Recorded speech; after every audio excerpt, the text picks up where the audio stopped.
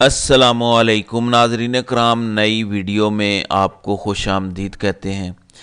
چوری شدہ اور ڈکیتی شدہ مینڈیٹ کے بعد جو پارٹی پوزیشن الیکشن کمیشن نے جاری کی ہے وہ کچھ اس طرح سے ہے۔ مسلم لیگ نون 108 ارکان کے ساتھ قومی اسمبلی کی سب سے بڑی جماعت ہے۔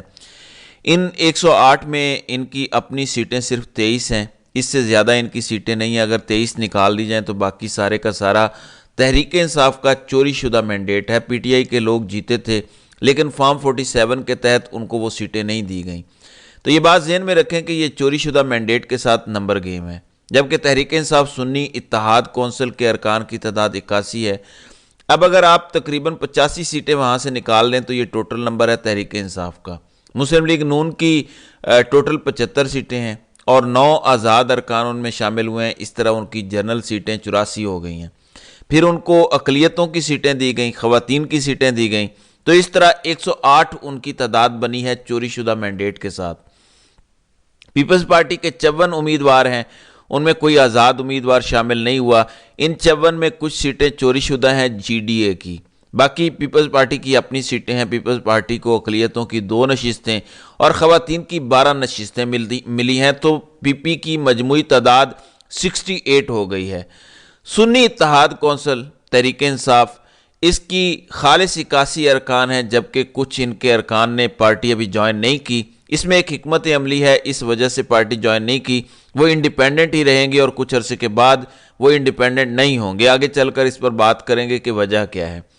اب ناظرین کرام، میں نے آپ کو بتایا کہ مسلم لیگ نون کے 85 ارکان بھی پی ٹی آئی کے ہی ہیں، اسی طرح ایم کیو ایم کے 17 ارکان بھی چوری شدہ مینڈیٹ پر آئے ہیں۔ ایم کیو ایم کو کوئی سیٹ نہیں اس دفعہ کراچی سے ملی، ایم کیو ایم میں کسی نے شمولیت اختیار نہیں کی۔ ایم کیو ایم کو اقلیت کی 1 نشست ملی، جبکہ خواتین کی 4 نشستیں ملی، تو ان کی تعداد ہے 22۔ یہ بھی ٹوٹل چوری شدہ مینڈیٹ ہے کیونکہ کوئی سیٹ ان کی اپنی نہیں ہے۔ پھر ان کے بہاف پر خواتین کی سیٹیں اور اقلیتی نشستیں بھی اللیگل ہیں۔ پھر جمعیت علماء اسلام کے 6 ارکان کامیاب ہوئے۔ جے یو آئی میں کسی آزاد رکن نے شمولیت اختیار نہیں کی۔ جے یو آئی کو 2 خواتین کی نشستیں ملیں اور ان کی تعداد 8 ہے۔ مسلم لیگ کاف کے 3 ارکان ہیں اور ان میں آزاد 1 شامل ہوا، تو کاف لیگ کی تعداد 4 ہے۔ اسی طرح ان کو ایک سیٹ خاتون کی ملی ہیں اور اس طریقے سے ان کے ہوئے ہیں 5۔ کاف لیگ کا بھی سارے کا سارا مینڈیٹ چوری شدہ ہے، یہ ذہن میں رکھیے گا۔ انہوں نے بھی کوئی سیٹ جو ہے وہ فارم 45 کے مطابق نہیں جیتی۔ استحکام پاکستان پارٹی کے 3 امیدوار کامیاب ہوئے، 1 خاتون کی نشست انہیں ملی ہے، تو ان کی تعداد ہے 4۔ مجلس وحدت المسلمین کی 1 سیٹ ہے۔ کاف لیگ ضیاء جو ہے، مسلم لیگ ضیاء، اس کی 1 سیٹ ہے، یعنی اعجاز الحق والی، اور یہ سیٹ بھی تنازع کا شکار ہے۔ شوکت بسرا نے کل باقاعدہ پریس کانفرنس اسلام آباد میں کی اور اس میں انہوں نے قرآن مجید پر آ کے حلف دیا اور کہا کہ اعجاز الحق چیف الیکشن کمشنر اور چیف جسٹس آف پاکستان آ کر حلف دیں اور کہہ دیں کہ الیکشن صاف شفاف ہوئے ہیں تو ہم مان لیں گے، اور اس کے بعد جو سزا یہ دیں گے ہم وہ بھگتیں گے۔ ظاہر ہے یہ ایسا کبھی نہیں کریں گے کیونکہ ان کو پتہ ہے کہ الیکشن چوری ہوئے ہیں اور یہ مینڈیٹ چوری ہوا ہے۔ بلوچستان عوامی پارٹی کے پاس بھی 1 رکن ہے۔ اس طرح سے بلوچستان نیشنل پارٹی پختونخوا ملی عوامی پارٹی کا بھی 1 رکن قومی اسمبلی کی نشست میں کامیاب ہوا ہے اور وہ اسمبلی میں پہنچے ہیں۔ ان جماعتوں میں کوئی آزاد امیدوار شامل نہیں ہوا۔ جنرل نشستوں پر قومی اسمبلی میں 99 آزاد امیدوار کامیاب ہوئے۔ 8 آزاد ارکان تاحال کسی جماعت میں شامل نہیں ہیں، جبکہ باقی پاکستان تحریک انصاف میں شامل ہیں۔ جبکہ قومی اسمبلی کی 3 نشستوں پر الیکشن ابھی زیر التوا ہیں، کچھ مزید سیٹیں خالی ہوں گی جن پر دوبارہ جو ہے وہ الیکشن ہوگا۔ تو یہ پارٹی پوزیشن ہے۔ اب ٹف ٹائم دیا جا رہا ہے اور جن کا خیال تھا کہ شاید چوری شدہ مینڈیٹ کو پاکستان کے عوام قبول کر لیں گے، پاکستان کے عوام نے بھی اسے قبول نہیں کیا، پاکستان کے خواص نے بھی قبول نہیں کیا۔ یہ چند افراد کا فیصلہ ہے۔ ڈرائنگ روم میں بیٹھ کے یہ سیٹیں تقسیم کی گئی ہیں اور پورے کا پورا الیکشن ڈرائنگ روم میں بیٹھ کے چوری کیا گیا، اور جن لوگوں نے چوری کیا میرا خیال ہے انہیں اپنے انجام کار کا بھی اچھے سے اندازہ ہے۔ فی الوقت ان کے پاس اختیار، طاقت اور اقتدار ہے۔ جیسے ہی ان کے پاس یہ اختیار اور اقتدار چھنے گا اس کے بعد ان کو اندازہ ہوگا کہ یہ سارے کا سارا مینڈیٹ نہ صرف واپس ہوگا بلکہ ان کے خلاف کارروائی ہوگی اور ان کو کوئی بچا نہیں سکے گا۔ جنرل پرویز مشرف یہی سمجھتے تھے، لیکن وہ بھی نہیں بچ سکے اور بالآخر ان کا انجام کار ہمارے سامنے ہے۔ اللہ تعالیٰ ان کی مغفرت کرے۔ جو ان سے غلطیاں ہوئیں وہ ایسی تھی کہ جن کو کوئی افورڈ نہیں کر سکتا۔ پنجاب اسمبلی میں بھی کافی ٹف ٹائم ہے، ابھی تو شروعات ہیں۔ جب ان کے اوپر سے یہ امبریلا ہٹے گی، فوجی قیادت کب تک ان کی لک آفٹر کرے گی، کب تک جنرل عاصم منیر کا حکم چلتا رہے گا؟ بالآخر انہیں اپنی بیرکوں میں واپس جانا ہے۔ پریشر بہت بڑھتا جا رہا ہے۔ یہ ممکن نہیں ہوگا کہ جنرل صاحب اس پریشر میں سروائیو کر سکیں اور اس پریشر کو فیس کر سکیں۔ بہت زیادہ ایکسٹریم پوزیشن انہوں نے لی جو کہ لینی نہیں چاہیے تھی، نہ ہی ان کا اختیار بنتا تھا، نہ ہی یہ ان کا رول یا کردار تھا۔ آئین، قانون اور فوجی قوانین کے تحت بھی وہ یہ سب اختیار نہیں رکھتے تھے۔ بہرحال صورتحال اس وقت یہ ہے کہ ایک طرف پنجاب میں اور دوسرا سندھ میں ایک بڑے احتجاج کی کال آ چکی ہے۔ اس میں مختلف سیاسی جماعتیں ہیں، ایک جوائنٹ اپوزیشن وہاں بنی ہے۔ اس میں Tehreek Insaf, G D A, Jamaat Islami, J you آئی اور مسلم لیگ فنکشنل ہے۔ ان کا کل اجلاس ہوا، پریس کانفرنس ہوئی، اس کے بعد فیصلہ ہوا مشترکہ اپوزیشن کی کال پر۔ سندھ اسمبلی کے سامنے آج احتجاج کی کال ہے۔ آج کیونکہ سندھ اسمبلی کا اجلاس ہے، اس میں اراکین نے حلف اٹھانے ہیں۔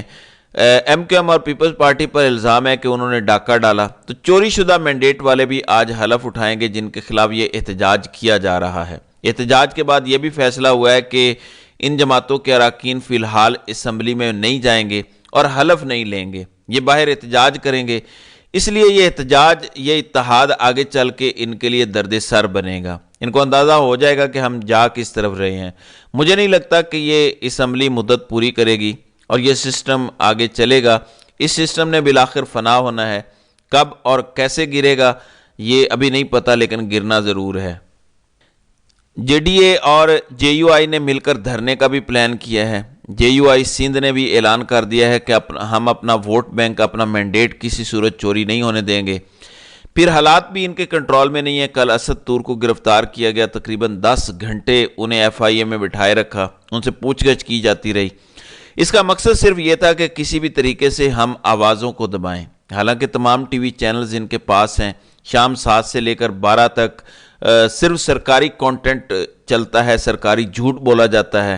تمام مایہ ناز اینکرز کے پاس پسند کے تجزیہ کار بھیجے جاتے ہیں، تبصرہ نگار بھیجے جاتے ہیں، لیکن اس کے باوجود ان کی حالت یہ ہے کہ چند لوگ ہیں یوٹیوب اور ڈیجیٹل میڈیا پہ، وہ چند لوگ اپنا اظہار رائے کرتے ہیں اور یہ ان چند لوگوں سے اتنے خائف ہیں کہ ان کو بھی اٹھانا شروع کر دیا ہے۔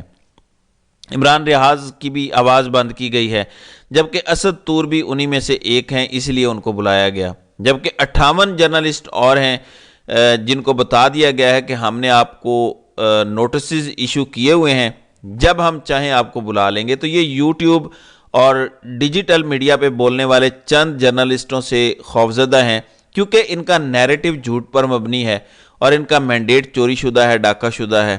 تمام تر طاقت استعمال کرنے کے باوجود ان کے پلے کچھ نہیں ہے، یہ ڈرے ہوئے ہیں، خوفزدہ ہیں، ہارے ہوئے ہیں، اس لیے یہ اس طرح کی حرکتیں کر رہے ہیں۔